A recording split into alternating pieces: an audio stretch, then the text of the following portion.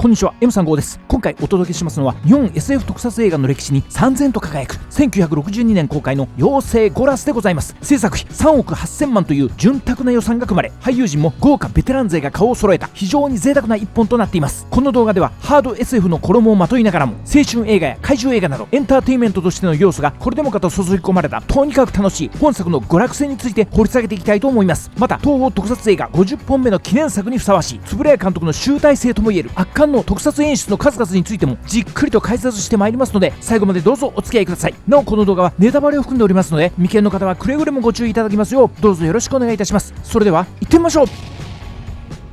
それではまずはあらすじからいってみましょう。時は1979年、パロマー天文台が地球の6000倍という巨大質量を持つ黒色矮星を発見。それはゴラスと命名され、不気味に赤く燃えながら宇宙空間を進行しておりました。土星探査のためちょうど火星軌道を通過途中だった日本の宇宙船 JX1 はやぶさ号は、園田艇長の判断により目標をゴラス探査へと変更。ゴラス接近を試みてはやぶさ号でしたが、途中地球からの観測データと計算が合わないことに気づくと方向転換を試みますが、時すでに遅し、はやぶさ号はゴラスの持つ強大な引力圏内に捉えられ、もはや脱出不可能な状態となっていたのです。しかし最後まで観測を諦めず、正確なデータを地球に送り続けたはやぶさ号は、最後の通信を終えるとそのまま妖精ゴラスの渦の中に飲み込まれていったのでした。はやぶさ号が命がけで収集した観測データはすぐに世界各国の科学者たちによって徹底的に分析。ゴラスが現在の軌道を保ちながら進行すれば、やがて地球に衝突するという最悪の結論が導き出されます。一刻の猶予も許されない状況の中、日本宇宙物理学会の呼びかけにより国連科学委員会が招集され、その委員会の席で宇宙物理学のホープ田沢博士より、ゴラスからの衝突を回避するにはゴラスの軌道を変えるか、あるいは地球を移動させるかしか方法がなく、しかも地球移動の際のエネルギー源としては海水を使った重水素原子力が有効であるとの提言が出されます。はじめは水爆利用にも等しいこの計画に対し、自国の技術を公開することに消極的な委員会でしたが、最終的に全世界が国家間の障壁を乗り越え、世界の科学力を集結することで意見が集約。こうして南極にロケット噴射基地を建設し、その推進エネルギーで地球を移動させるという前代未聞の計画が始動されることとなったのです。すぐに田沢博士を中心として南極にロケット噴射装置の建設が開始されますが、途中陥没事故などが発生し、なかなか思うように工事が進まない状況が続きます。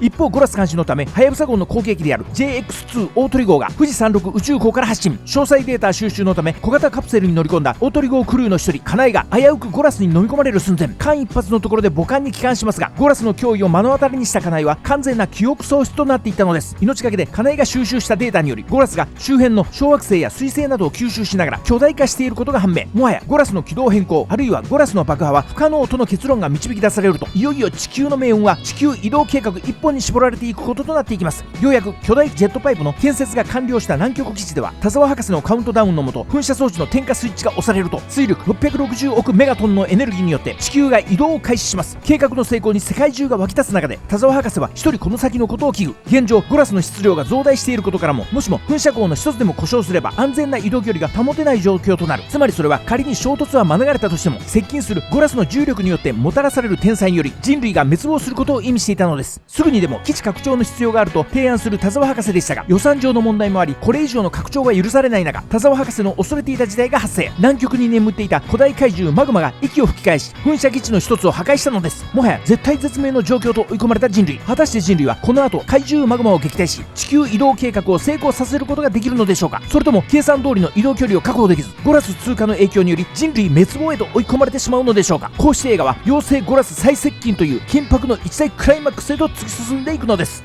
それではここから感想と解説に入ってまいりましょう。本作は1962年3月に公開された構想3年、制作費3億8000万円をかけた本格的特撮 SF 映画の超大作です。制作田中智之さん、本編監督本田史郎さん、特撮監督円谷英二さん、脚本木村武さんという黄金カルテットが勢ぞろい。キャストには東宝の超豪華ベテラン陣が集結し、広大なステージが組まれた大セットの中で白熱の演技合戦が繰り広げられていきます。原作はミステリーもの SF ものを得意とする一方で、航空自衛隊出身のパイロットという異色の冒険小説家岡見丈次郎さんが執筆。スコアは危機迫るメインテーマがすこぶる印象的だった作曲家石井寛さんがタクトを担当しています。本作はそのタイトルが示す通り、妖精そのものを主役とした隕石衝突ものといえる作品です。このジャンルについては古くは1951年公開の地球最後の日をはじめとして、核兵器による隕石破壊の先駆的映画となった1971年のメテオや1998年にはアルマゲドンとディープインパクトが同時公開され、日本映画においても1964年の大英作品宇宙人東京に現るなど数多くの作品を挙げることができます。その中でも本作はなんといってもその迫ってくる隕石からの回避方法が他の作品に比べ圧倒的にユニークなところが特徴的で、通常隕石の接近を阻止する方法として考えられるのは隕石の軌道を変えるか、隕石そのものを破壊するか、結局回避できず人類が他の惑星に避難するかといったところが多いと思いますが、本作ではなんと南極大陸にジェットパイプ施設を建設し、原子力によって放たれるロケット噴射のエネルギーによって地球を移動させるという想像を絶する力技が用意されているのです。こんなことが果たして本当に可能なのでしょうか。もちろんそのあたりは制作側としても慎重にことを進めたようで、この地球移動説に現実性を持たせるためスタッフ勢ぞろいで東大の研究室にまで出向き、その可能性についてヒアリングを行った上で、仮にエネルギー量さえ確保できるのであれば計算上不可能でないことを確認しているようです。劇中黒板に埋め尽くされた数式も実際に東大の堀教授によって書かれた本物の算定式であるということです。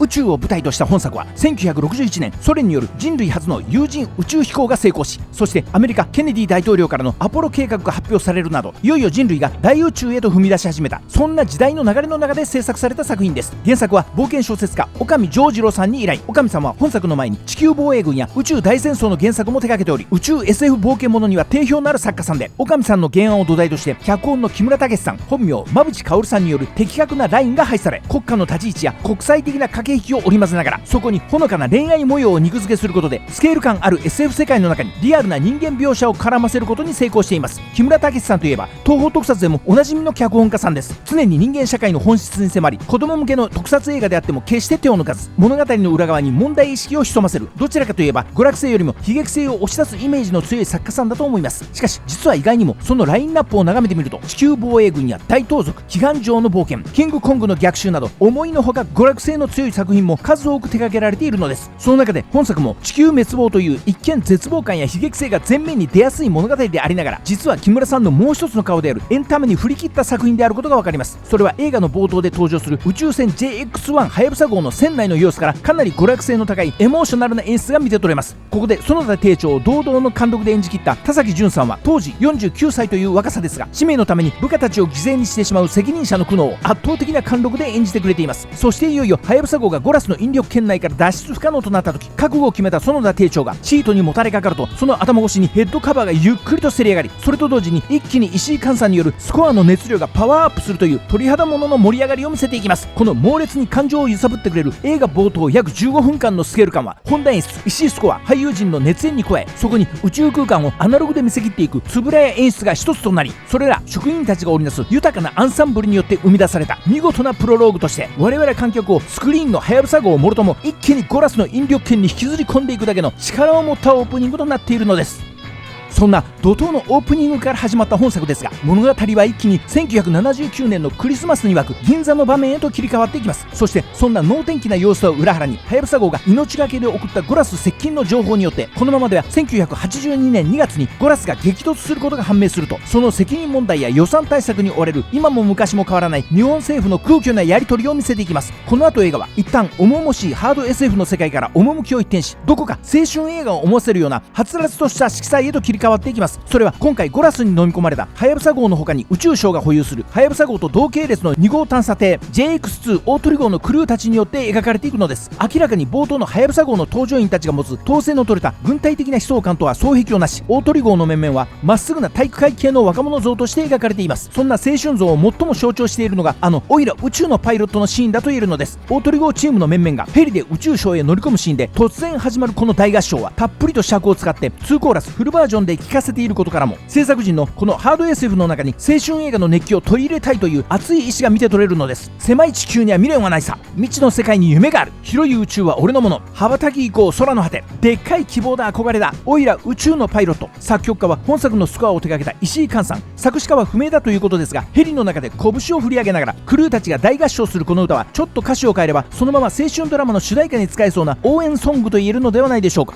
本作は円谷監督による東宝特撮映画50本目となる記念作品として潤沢な予算が投入された大作であり、しかも映画全体の3分の1を占めるというかつてない特撮パートが用意されており、思う存分円谷監督に手腕を発揮してもらうための環境づくりがなされた作品であると言えるでしょう。地球移動という高等無形なストーリーをダイナミックな構図と想像をはるかに超えたビジュアルイメージによって、画面から溢れ出る臨場感と圧倒的な破壊力に満ち溢れた日本映画史に燦然と輝く特撮作品となっています。それではここからそんな円谷監督がが描く圧巻の特撮演出について一つ一つ掘り起こしていきたいと思います。まずは映画の関東から炸裂するとてもアナログとは思えない壮大な宇宙空間の描写から見ていきましょう。映画が始まってすぐ富士山麓宇宙港から飛び立った宇宙小探査ロケット JX1 はやぶさ号が地球の大気圏から脱出すべく大写しされた地球をバックに画面左から右へと横切っていく姿が素晴らしいアニメーションとの光学合成によって描かれていきます。ロケット噴射が青白く輝き、見事な操演技術によって滑るように移動するはやぶさ号の勇姿をダイナミックな特撮で捉えていきます。宇宙空間は広大なセットを使って描かれており、バックのホリゾントには星々が書き込まれています。さらに空間の奥行きを出していくため、ガラスや電球によって作られた輝度と大きさに変化を持たせた様々な星のギミックたちがワイヤーで固定されているとのことです。宇宙空間をロケットが移動するシーンでは気の遠くなるような広大な宇宙の遠近感を表現するため、手前の星々はスピーディーな動きで流れていき、遠く何千何万光年も離れた星々はそのまま動かないようにカメラワークを駆使することで見事に作り出しています。宇宙空間に入るとほぼ感性だけで移動するはやぶさ号を表現し、時折加速したり旋回したりする際にメインロケットや逆進ロケットを噴射するといった細やかな演出が見られます。そしていよいよゴラスの引力に捕まったはやぶさ号がアニメ構成で描いたメインジェットと補助ジェットを全開にしながら必死に抵抗する様子がエキサイティングに描かれていきます。ついに燃料も尽き補助エンジンが停止すると、メインエンジンだけではゴラスの引力に到底かなうはずもなく、はやぶさ号がゆっくりと後退していきます。ここで流れる石井寛さんによる不穏なスコアがゴラスの不気味さを引き立てていきます。そんな石井スコアが次第に緊迫感を増していく中、画面いっぱいにグレンの炎をたぎらせたゴラスの中に猛スピードで飲み込まれていくはやぶさ号の姿を圧巻の特撮演出で描き切っていくのです。このように本作は行き詰まるようなオープニングの特撮演出によって一気に観客を映画世界の中に引き込んでいくのです。さらに宇宙空間を描いたシーンとしては、映画の中盤ゴラス調査のために富士山麓宇宙港を発射した JX2 大鳥号のシークエンスでも見られます。ゴラスの観測圏域に到達した大鳥号は金井が操縦する観測用小型カプセルを発射します。カプセルのロケットエンジンが点火され、一直線に宇宙空間に吸い込まれていく特撮シーンは CG を凌駕する出来栄えです。このシーンで使われたカプセルのジェット噴射はアニメ合成と実際の炎を交互に使用して演出しており、炎を使用する際には上昇気流で先端が歪まないようロケットを逆さ吊りにして撮影するといった工夫が見られます。カプセルがゴラスの観測圏内に突入すると、ゴラスの猛烈な熱と光を前にしてパニックを起こした金井のカプセルがやっとの思いで母船に帰還。そこで描かれているドックにゆっくりと収納されていくシーンは、もはやスター・ウォーズをはじめとする他のハリウッド SF 映画にも勝る完成度で描かれています。宇宙映画におけるカプセル格納のイメージが本作において確立されたのではないかと言ってもいいほどのスタイリッシュな SF ビジュアルを見ることができるのです。宇宙ステーションから離脱した大鳥号が地球に帰還するシーンも SF メガ好きにはたまらない特撮演出の連続です。まずは上下に軽くロケット噴射することで機体を姿勢制御し、そこからメインロケットを一瞬噴射して制動力を得ると、すぐに噴射をストップして完成軌道に入っていくという宇宙映画におけるリアルな醍醐味を存分に味わうことのできるシーンとなっています。さらに帰還途中の大鳥号がゴラスの土星接近を確認するシーンでは、土星の輪がゴラスの強烈な引力に吸い寄せられていくという悪夢のような光景をアニメーションを使って見事に描き切っていきます。とにかく本作はアナログ特撮によって描かれた宇宙空間としては最高峰とも呼べる特撮シーンを見せてくれているのです。本作のつぶれ屋特撮の中でも後々の語り草となったのが2分30秒間にわたってじっくりと描き込まれた南極基地の建設シーンではないでしょうか。まずは500坪という大ステージに特撮スタッフが凝りに凝って作り上げた南極の海を突き進む船団を俯瞰で捉えたシーンから始まります。カメラをゆっくりとパンさせながら画面全体に動きを作り出し、右手から左手へとヘリコプターが飛び交うことで奥行きを表現するという息を飲むロングショットから、この究極のミニチュアワークの世界が始まります。続いてカメラが発泡スチロールで作られた氷を砕きながらミニチュアの資材船団が進んでいく姿を捉えた後、ゆっくりとしたパンとティルトを繰り返しながらビッグサイズのミニチュアによる施設群を次々と映し出していきます。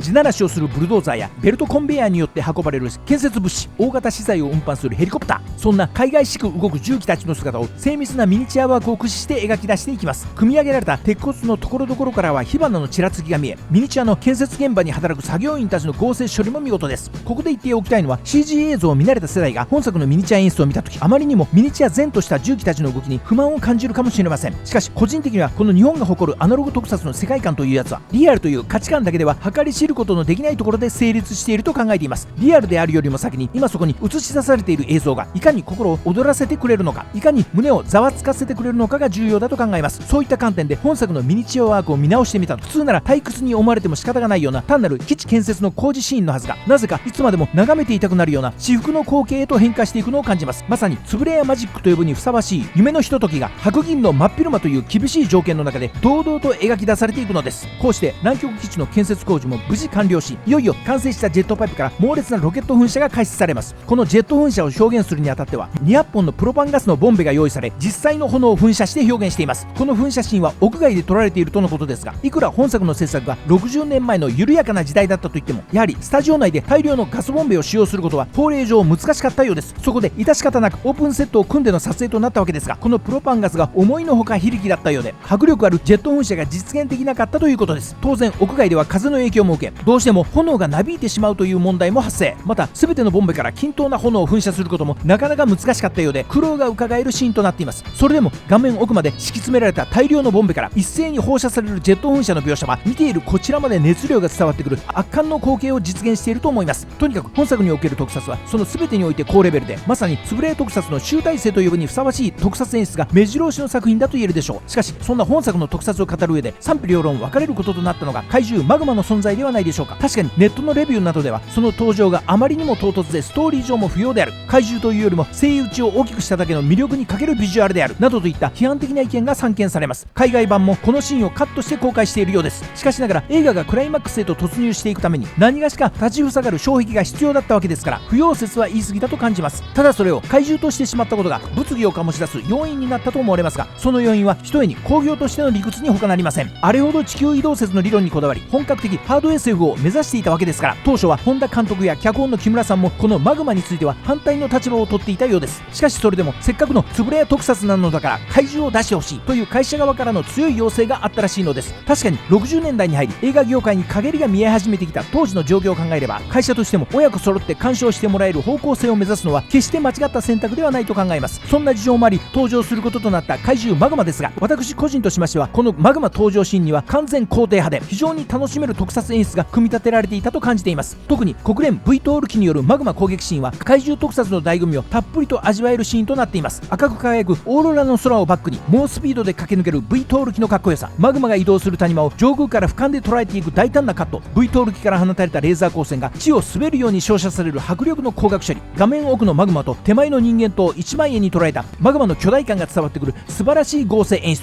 どこをとってもワクワクするような胸躍る特撮演出が満載のシークエンスだったと感じています。本作以前の東宝映画において円谷監督が得意としていた特撮演出に天変地異の特撮表現がありました。白婦人の妖連、地球防衛軍、日本誕生、世界大戦争など、それらの映画の中で大洪水や地震、噴火、暴風、津波など円谷監督はあらゆる天変地異を特撮によって見事に描き出していきました。そしてまさに本作はその流れを組む映画であり、その集大成とも呼べるデザスター特撮が楽しめる作品であることは確かです。そのスペクタクルは映画のクライマックスゴラスの地球最接近シーンに集約されています。映画開始から1時間18分、物語上は東京時間23時に異常警報が発令されます。ゴラスの地球接近による強風イメージとして、まずはじめに円谷特撮が見せてくれたのが、静まり返る夜の水平線の向こうに沈んでいくゴラスと、それを追うように移動する月が同時に映し出された不気味な光景でした。続いて山稜の上空に切り替わると、ゴラスに引っ張られ月と雲が移動する様子と、山間道路を避難するミニチュアの車列とを同時に映し出す実に印象的なシーンとなっています。そこから場面が宇宙空間に切り替わると、赤く燃え上がるゴラスに月が吸い込まれ大爆発を起こし、さらに地球へと進行する魔物のごときゴラスの姿をアニメーションとミニチュアとで豪快に見せていくのです。場面が地球に戻ると、いよいよ地球全土を襲う大デザスターシーンが圧巻の円谷特撮によって描き出されていきます。まずはゴラスの引力によって引き寄せられた海水が海岸線を走る列車に襲いかかると、さらにその大波が水量を増しながら海岸から陸地へと流れ込んでいきます。大洪水はますます勢いを増し、勝どき橋から丸の内のビル街を破壊、東京タワーを望むビル群をはじめ秋の宮島、平安神宮と日本全土を壊滅させていくのです。この荒れ狂った大波の演出は単に高波が押し寄せてくるだけではなく、その水量が途絶えることなく、まるで水そのものが膨れ上がってくるようなリアルな恐怖映像となって次々と襲いかかってくるのです。加えて陥没、落雷、山崩れ、異様な雲の動きなど猛烈な勢いでスペクタクルが加速していくという、これまで見たことがないほどの恐怖映像が我々観客の脳裏にトラウマとなって刻み込まれていくのです。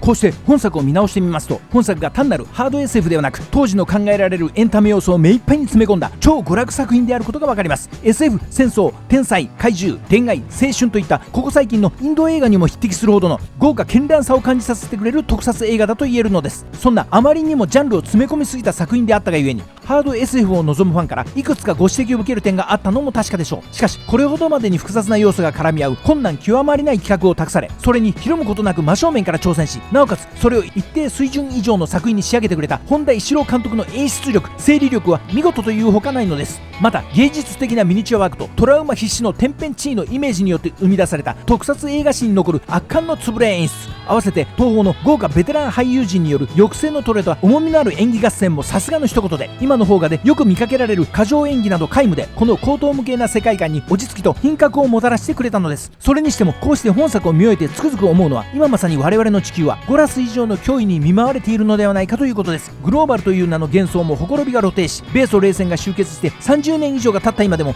その残骸が世界中に根深くはびこり、冷戦下以上の分断が進行しているように感じます。新たな大戦の恐怖、核拡散の恐怖がひしひしと漂い、そこにパンデミック、気候変動、食料不足がさらなる追い打ちをかけてきます。こうして我々人類が直面している危機は幾重にも重なり、爆発寸前の状態となっていると思えてなりません。にもかかわらず、今の世界情勢を見る限り、本作妖精ゴラスで描かれていたような国際的協調など望むべくもなく、このまま解決策が見出せず、各国の思惑だけが膨張を続けていったとしたなら、我々の愛するこの地球は隕石の衝突などを待たずとも自ら滅亡の道を突き進んでしまうのであろうと、そう感じずにはいられない今日この頃なのです。といったところで本日の動画はこれにて終了です。最後までご視聴ありがとうございました。チャンネル登録高評価どうぞよろしくお願いいたします。それではまた次回お会いいたしましょう。さよなら。